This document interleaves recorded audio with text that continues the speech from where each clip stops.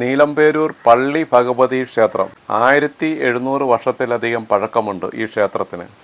ബുദ്ധമത സംസ്കാരത്തിൻ്റെ അവശേഷിപ്പുകളുള്ള ഈ ക്ഷേത്രം ഹൈന്ദവ ബുദ്ധമതങ്ങളുടെ സങ്കലനത്തിന് ഏറ്റവും മികച്ച ഉദാഹരണമാണ്. ഈ ക്ഷേത്രം കണ്ടോ, ഇത് 1700 വർഷത്തിലേറെ പഴക്കമുണ്ട് ഈ ക്ഷേത്രത്തിന്. ഈ ക്ഷേത്രത്തിൻ്റെ പേരാണ് നീലമ്പേരൂർ പള്ളി ഭഗവതി ക്ഷേത്രം. കൊള്ളാലോ. നമ്മൾ അങ്ങനെ ഒരു പേര് അങ്ങനെ അപൂർവമായിട്ടല്ലേ കേൾക്കുന്നത്, പള്ളി ഭഗവതി ക്ഷേത്രം എന്നുള്ളത്. ഇവിടെ ഈ ക്ഷേത്രം ഒരുപാട് പുതുക്കിയൊക്കെ പല ഭാഗങ്ങളും എല്ലാം പണിതിട്ടുണ്ട്. അതുകൊണ്ടാണ് നമുക്ക് പെട്ടെന്ന് ഈ 1700 വർഷത്തിന് മേളിൽ പഴക്കമുണ്ടെന്ന് നമുക്ക് പെട്ടെന്ന് തോന്നത്തില്ല. പക്ഷേ ഈ ക്ഷേത്രത്തിൻ്റെ ചരിത്രത്തിൽ 1700 വർഷത്തിന് മുകളിൽ പഴക്കമുണ്ടെന്നാണ് പറയുന്നത്. ഈ ക്ഷേത്രത്തിന് ഈ പള്ളി ഭഗവതി എന്ന പേര് വരുവാനായിട്ട് കാരണമുണ്ട് കേട്ടോ. അത് നമ്മുടെ ഈ പഴയ ബുദ്ധമത സംസ്കാരവുമായിട്ട് ബന്ധപ്പെട്ടാണ്. അതിൻ്റെ കഥകളിൽ പറയുന്ന പണ്ട് നാട് ഭരിച്ചുകൊണ്ടിരുന്ന ചേരമാൻ പെരുമാൾ, അദ്ദേഹം ബുദ്ധമതം സ്വീകരിച്ച് എന്നിട്ട് അദ്ദേഹത്തിൻ്റെ അവസാന നാളുകളിലൊക്കെ നീലമ്പേരൂരിലാണ് ചെലവഴിച്ചു കൊണ്ടിരുന്നത്. അങ്ങനെ അദ്ദേഹമാണ് ഈ സ്ഥലത്തൊരു ബുദ്ധ വിഹാരം പണി കഴിപ്പിച്ചതെന്നാണ് കരുതപ്പെടുന്നത്. പിന്നീട് കാലക്രമേണ ഈ ബുദ്ധമതം അങ്ങ് ക്ഷയിക്കുകയും ഈ വിഹാരം ഹൈന്ദവ ക്ഷേത്രമായി അങ്ങ് മാറുകയും ചെയ്തു. പക്ഷേ പള്ളി ഭഗവതി ക്ഷേത്രം എന്ന പേര് ഇപ്പോഴും അങ്ങ് നിലനിൽക്കുകയാണ്.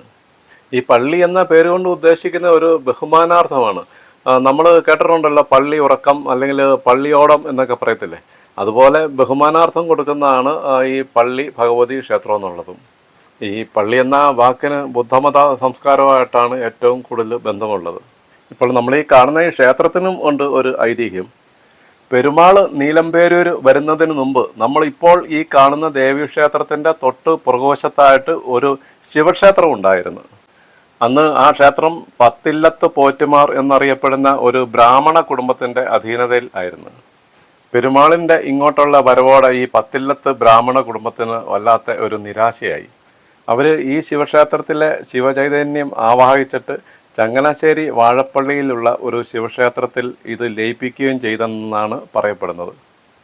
അങ്ങനെ പെരുമാൾ തൻ്റെ പരദേവതയായ തൃശ്ശൂരിലെ പെരിഞ്ഞനത്ത് ഭഗവതിയെ നീലമ്പേരൂർ കൊണ്ടുവന്ന് കുടിയിരുത്തി എന്നാണ് ഐതിഹ്യം.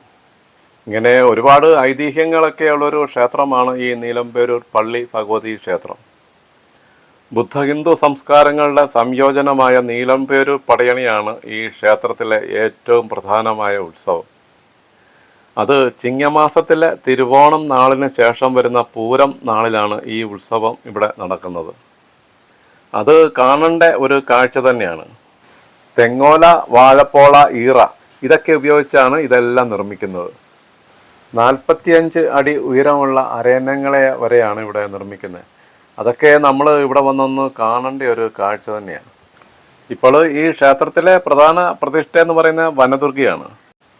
കൂടാതെ ശിവൻ, ഗണപതി, ശാസ്താവ്, മഹാവീരൻ എന്നീ ദേവതകളും ഇവിടെയുണ്ട്. ഈ ക്ഷേത്രം ഇരിക്കുന്നതും ആലപ്പുഴ ജില്ലയിലെ കുട്ടനാട് തന്നെയാണ്. ഇപ്പോൾ ഞാൻ ഈ ക്ഷേത്രത്തിൽ വരുവാൻ കാരണം, ഞാൻ കഴിഞ്ഞ എൻ്റെ ഒരു വീഡിയോയിൽ കാണിച്ചിരുന്നല്ലോ, കരുമാത്ര ക്ഷേത്രം, ചിലന്തി വിഷത്തിനുള്ള ചികിത്സ നടത്തുന്ന ഒരു ക്ഷേത്രം. നമ്മൾ ആ കരുമാത്ര ക്ഷേത്രത്തിലേക്ക് നമ്മൾ കടന്നു പോകുന്നത് ഈ ക്ഷേത്രത്തിൻ്റെ മുൻഭാഗത്തോട് തന്നെയാണ്. അങ്ങനെ ഇപ്പോൾ അവിടെ നിന്നും തിരിച്ച് വരുന്ന വഴിയാണ് ഈ നീലമ്പേരൂർ പള്ളി ഭഗവതി ക്ഷേത്രത്തിൽ കയറിയത്.